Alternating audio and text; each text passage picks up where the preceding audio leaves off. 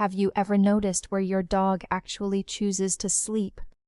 Not where you put his bed, not where it would be most practical, most comfortable, most convenient for everyone involved.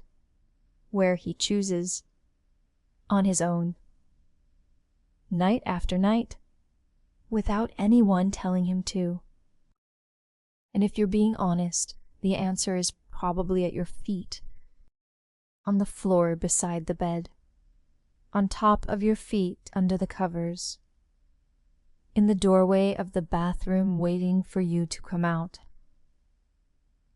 Always close, always on whatever floor is nearest to wherever you are. Most people call it a habit. Some think it's a guarding instinct, he's protecting the house. Others figure it's just cooler down there, and then they fall asleep without thinking much more about it. But what if his choice had nothing to do with temperature or instinct? What if he learned, over time, that your feet are the point of your body that most needs anchoring? What if sleeping there, quiet and constant, night after night, was the most silent and most powerful way he found to fight something you might not even have a name for yet? Because loneliness and depression have an address inside the body, and your dog knows exactly where that address is. The standard explanation is instinct. Dogs are pack animals. They sleep close to the group for warmth, for safety, for survival. It's just what they do. And if you've ever looked it up, that's roughly what you'll find. Ancient behavior, hardwired. Nothing particularly personal about it. And that explanation isn't wrong exactly. But it's incomplete in a way that matters. Because if it were purely instinct, purely about pack dynamics and ancient survival patterns, then any warm body in any room would do. He would rotate, distribute, sleep near whoever happened to be closest. But that's not what happens, is it? He follows you specifically, chooses your side of the room specifically, returns to the same spot near your feet night after night, even when other options are available, even when other people are present, even when you haven't called him or acknowledged him, or given him any signal that you wanted company. He just comes. And here's what that consistency points to: something beyond instinct, something learned, something that developed specifically inside your relationship, shaped by his observation of you over hundreds of nights of watching you move through the world and tracking what you carry when you finally stop moving. He didn't land at your feet by accident. He landed there because that's where you need him most. And there's a difference between a dog following ancient wiring and a dog who has studied you long enough to know exactly where to be. Loneliness isn't just a feeling. It's a physiological state. A full-body experience that the brain processes the same way it processes physical pain. Researchers have shown that emotional isolation activates the same neural regions as an open wound. When you feel truly alone, not just by yourself, but alone in the deeper sense, the kind that exists even in a crowded room, your body responds as if it's been injured. Cortisol rises, inflammation increases, the immune system weakens. Sleep fragments into something that looks like rest but doesn't function like it. And depression feeds that cycle with a specific kind of cruelty. It doesn't just make you feel bad. It rewrites the narrative. It convinces you that you are alone because something is fundamentally wrong with you. That you are a burden. That your presence doesn't register for other people the way theirs registers for you. That if you disappeared from a room, the room would close around the space you left and nobody would notice the shape of it. The longer you carry that narrative, the more your body behaves as if it's true. And this is where your dog does something that no amount of intellectual understanding can fully replicate. He doesn't argue with the narrative. He doesn't try to convince you that you're wrong. He doesn't offer reassurance that requires you to believe it in order to work. He simply, every single night, gets up from wherever he is, crosses the room, and lies down at your feet. And that movement carries information. Most people don't notice this, but that gesture lands directly in the nervous system before the conscious mind has any say in how to interpret it. Your brain registers something specific and immediate. There is a living being in this space who tracked my location, crossed the distance, and chose the floor beside me over every other option available. For a mind that has spent hours convincing itself it's invisible, that information is not small. That information is a contradiction delivered in the most physical, undeniable form possible. You cannot be invisible to something that navigates by you. You cannot be a burden to something that crosses the room just to be near the weight of you, and you cannot be truly alone in the dark when there is a warm, breathing presence at your feet that chose to be exactly there. Not by accident, not by obligation, but by something that looks, from every angle, like love making a decision, night after night, without being asked, without needing a reason beyond the fact that you were there, and being near you was enough. But there's something even more specific about the feet, and it matters more than most people realize.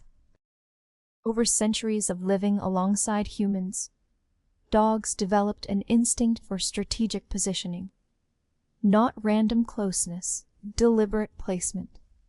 And sleeping at your feet, specifically, isn't arbitrary.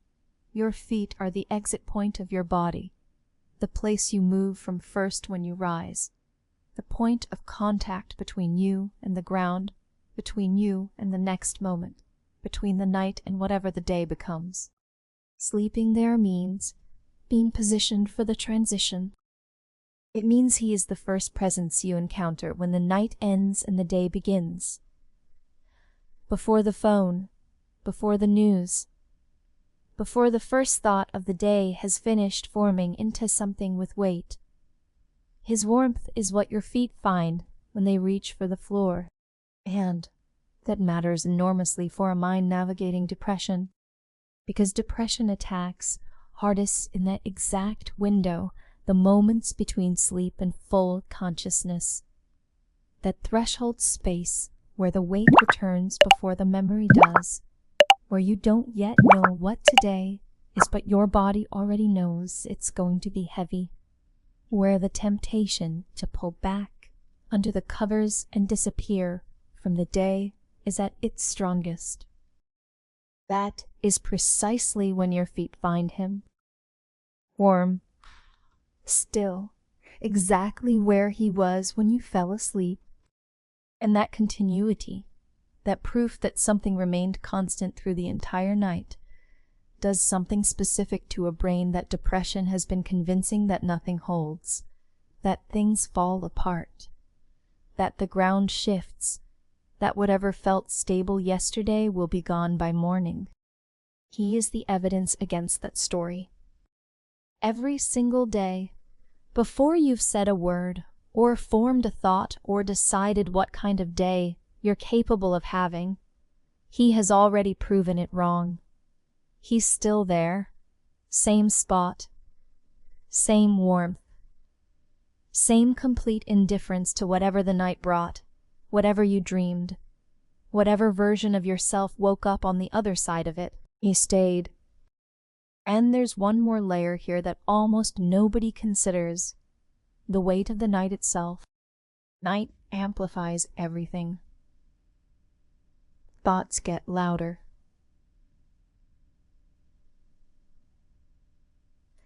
Thoughts' connection that depression creates between you and the world becomes more complete in the dark, when there are no distractions, no tasks, no forward motion to hide inside.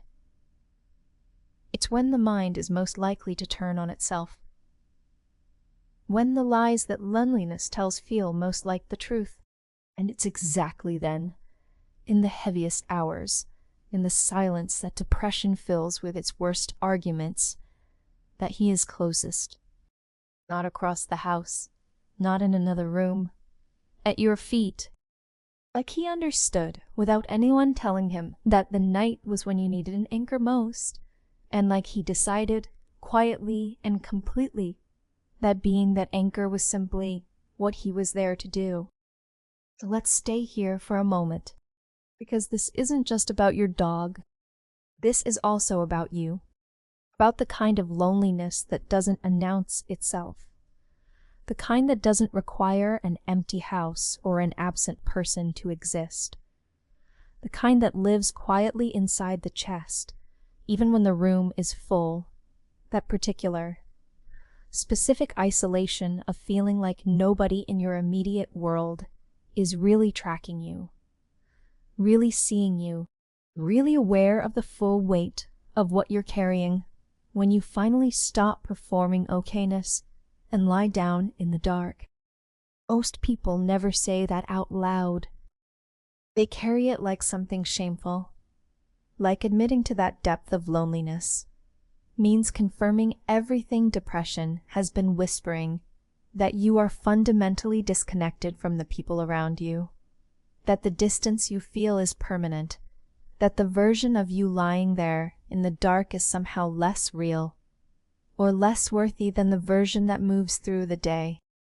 And then your dog comes and lies at your feet, without knowing any of that, without needing to know, without requiring context or explanation or the right words to bridge the distance between what you feel and what you're able to say.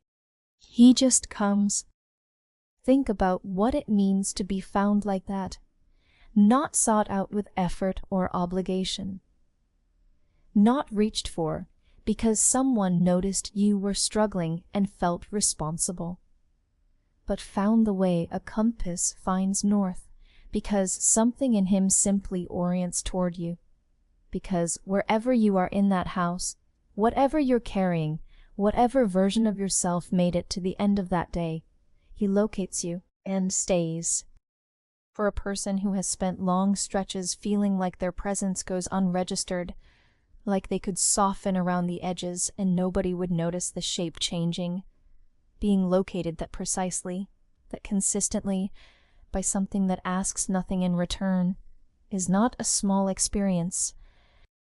It reaches places that most human interactions, even loving ones, don't reach, because human presence, as real and as necessary as it is, always comes with its own weight, its own needs, its own limits.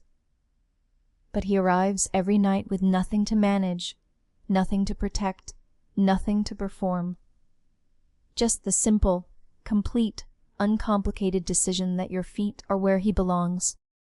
And somewhere in that decision, repeated every night, year after year, something in you has been quietly learning to believe it, that you are worth locating, that you are worth staying for, that even in the dark, even at your most invisible, there is something in this world that always knows exactly where you are. Here's what's been true every single night this whole time. You thought he was just sleeping, just finding a spot, just settling in the way dogs do, close to warmth, close to familiarity, close to the person who feeds him and knows his name. You were the constant in his world. He was just orbiting that constant the way he always has. But that was never the complete picture. Because while you were lying there in the dark, carrying the weight that depression doesn't put down at night, feeling the specific loneliness that gets loudest when the world goes quiet, he was doing something you never asked him to do, and never fully recognized for what it was. He was fighting for you. Not loudly, not dramatically, but in the most honest way that exists, with his body, his warmth, his presence, his completely unshakable decision to spend every night of his life on that floor beside your feet rather than anywhere else on earth. Think about every hard night you've had inside that house. Every night the weight came back before you were ready for it. Every night the silence got too full, and the thoughts got too loud, and the loneliness convinced you, just for a moment, that you were completely alone in it. He was there, warm against your feet, breathing steadily in the dark, proof, living and present and impossible to argue with, that this story your depression was telling you was not the whole truth. You were not invisible. You were not forgotten. You were not alone. You were someone worth sleeping beside. Every night, without exception, without condition.